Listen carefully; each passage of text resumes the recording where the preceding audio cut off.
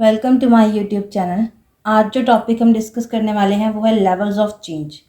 Levels of change हमारे पास है, मतलब कि लेवल हम किन लेवल्स पे हम चेंजेस लाते हैं। तो एक तो होता है हमारा इंडिविजुअल लेवल पहला, दूसरा है हमारा ग्रुप लेवल और तीसरा है हमारा ऑर्गेनाइजेशनल लेवल। अब इंडिविजुअल, ग्रुप और ऑर्गेनाइजेशनल लेवल को हमने कैसे रिप्रेजेंट करना है ये एक बारी देख लेते हैं। ये हमने ले ली पूरी ऑर्गेनाइजेशन जिसमें कि लोग हैं, ठीक है। इन लोगों को भी एक अंदर ग्रुप में बांट दिया जाता है। जैसे मैंने यहाँ पे तीन तीन लोगों का एक ग्रुप बना दिया, तीन तीन लोगों के तीन ग्रुप बन गए यहाँ पे। अब ये जो ग्रुप है इसके अंदर जो एक पर्सन है, सिंगल पर्सन, वो क्या हो गया हमारा इंडिविजुअल लेवल। जब मैं इंडिविजुअल लेवल की बात करूँगी तो मैं हर एक सिंगल पर्सन की बात करूँगी।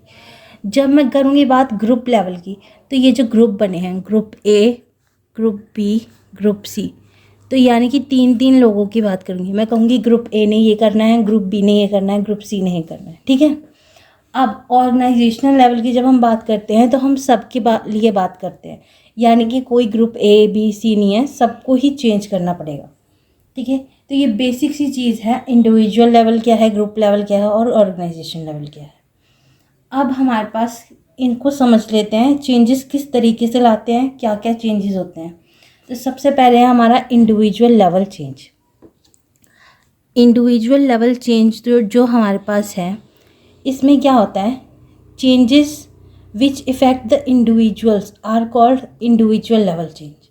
यानी कि जो भी चेंजेस किसी एक सिंगल पर्सन को इफ़ेक्ट करेंगे, एक एक बंदे को इफ़ेक्ट करेंगे, तो क्या होता है वो इंडिविजुअल लेवल चेंज, ठीक है। अब ये क्या हो सकता है, ये हो सकता है जॉब असाइनमेंट।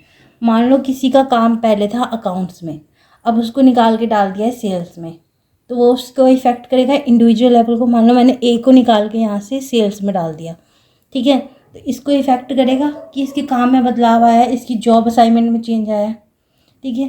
तो सेकेंड है हमारे पास ट्रांसफ़र। ट्रांसफ़र, अगर मैंने इस ऑर्गेनाइजेशन में से एक बंदा निकाला, मान लो ये ब्रांच है हमारी पटियाला की, पटियाला में से मैंने एक बंदा निकाला और उसको डाल दिया मैंने पंजाब में कहीं और, मान लो राजपुरा में डाल दिया, तो ये एक जगह से दूसरी जगह क्या होगी, इसकी ट्रांसफ़र होगी, तो ये भी तो एक तरीके का चेंज हुआ। थर्ड है हमारे पास एक्सपीरियंस। तो एक्सपीरियंस से चेंज आता है।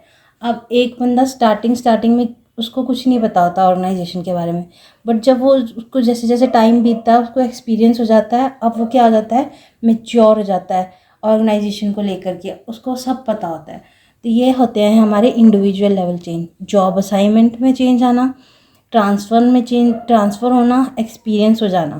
तो ये बेसिक से तीन इंडिविजुअल लेवल चेंज है। नेक्स्ट है हमारे पास ग्रुप लेवल चेंज। देखो ग्रुप लेवल चेंज क्या होते हैं, changes which effect the working of group are called group level change.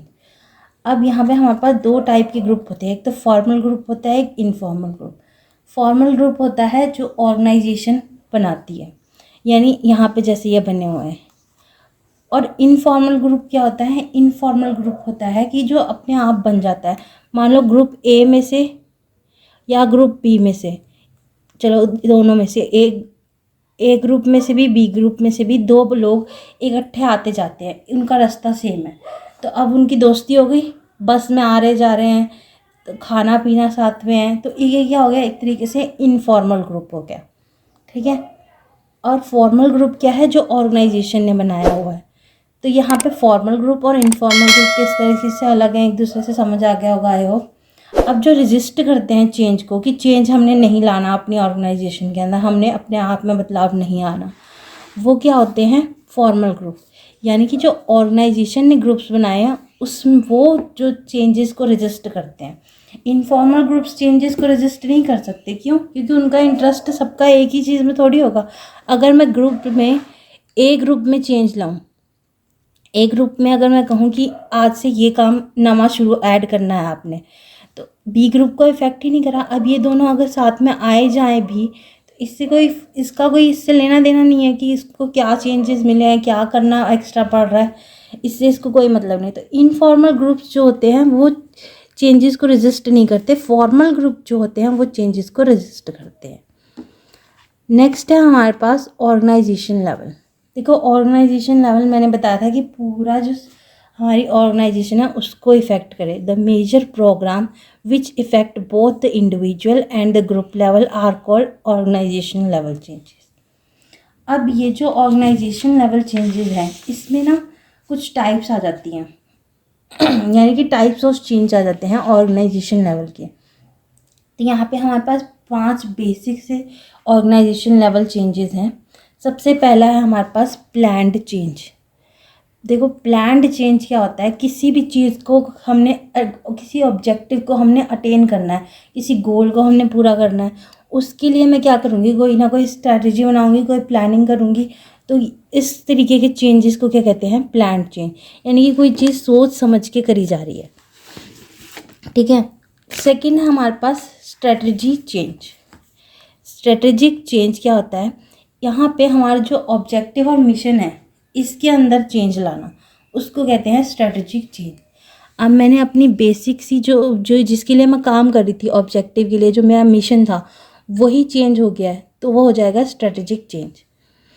Third है हमारे पास और स्ट्रक्चरल चेंज। स्ट्रक्चरल चेंज क्या होता है, ऑर्गेनाइजेशन के अंदर के जब रिलेशनशिप बदलते हैं, यानी एक जो ऑर्गेनाइजेशन है, मान लो यहाँ पे ये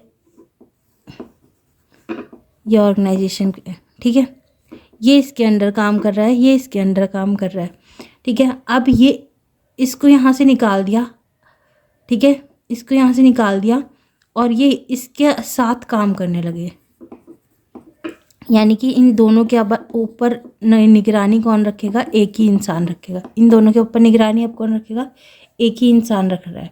तो इस तरीके के स्ट्रक्चरल चेंज कहते हैं इसको, जब इंटरनल रिलेशन में चेंज आ जाए।